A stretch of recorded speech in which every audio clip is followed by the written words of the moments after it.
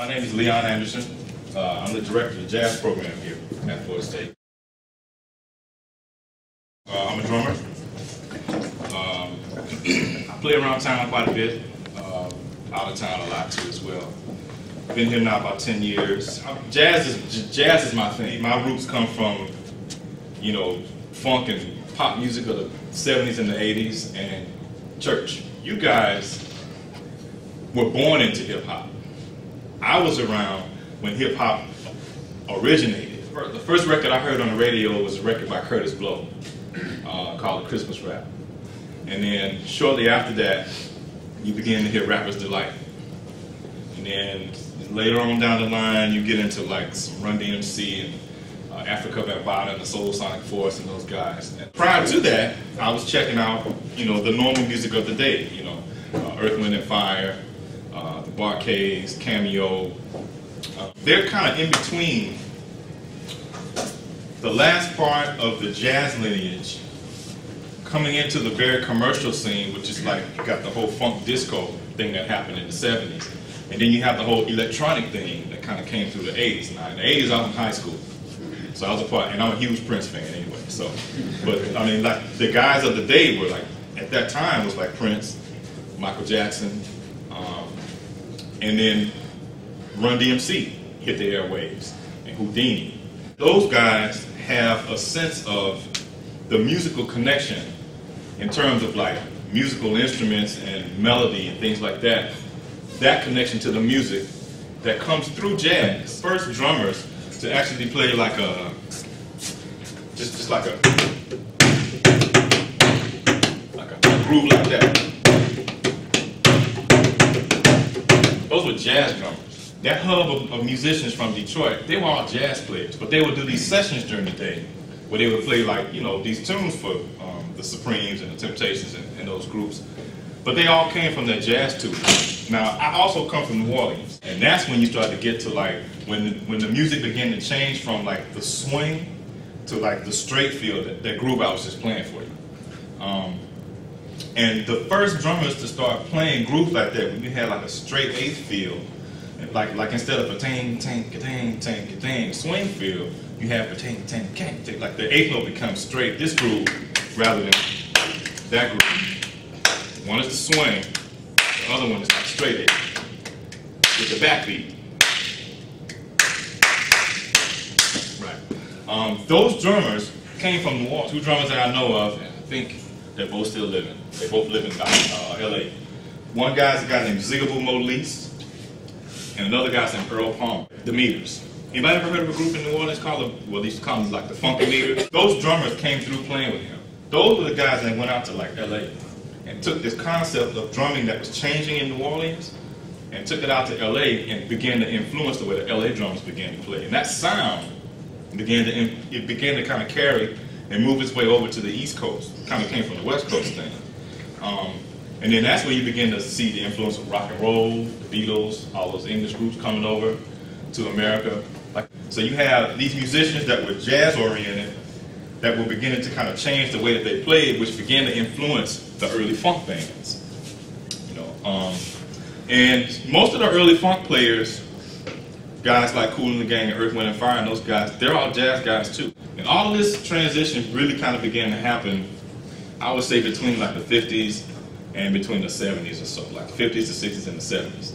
Is when all this music began to change. And then you had jazz pioneers that also, well, the person I could use probably more so is Miles Davis. He's a legendary trumpeter that basically came through a form of jazz music that we say is the first form of modern jazz music, called bebop.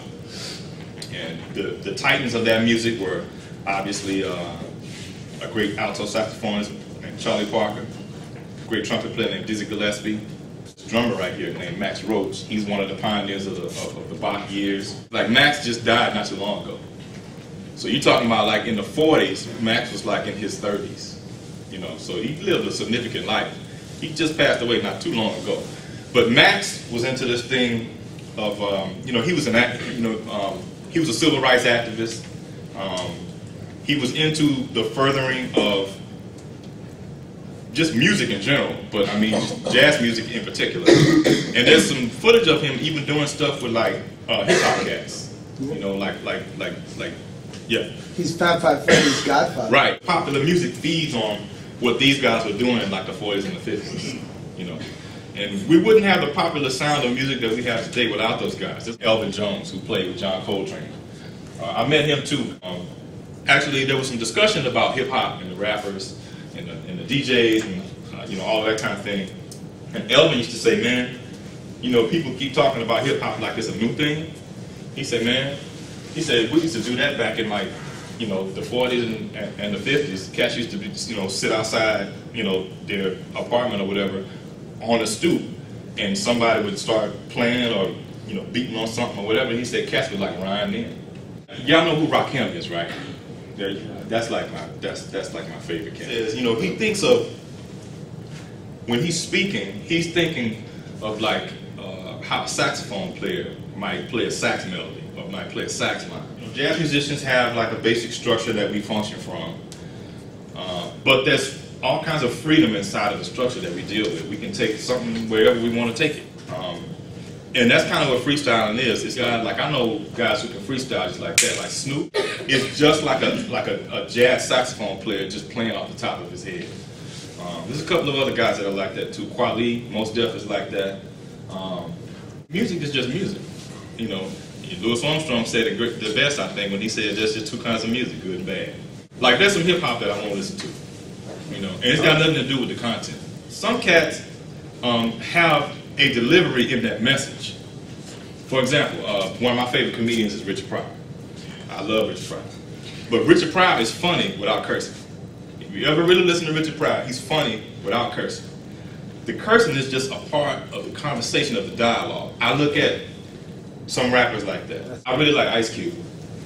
And, you know, I really like his commentary and social issues that he brings about. But you can even trace it even back to like Melly Mel and those guys.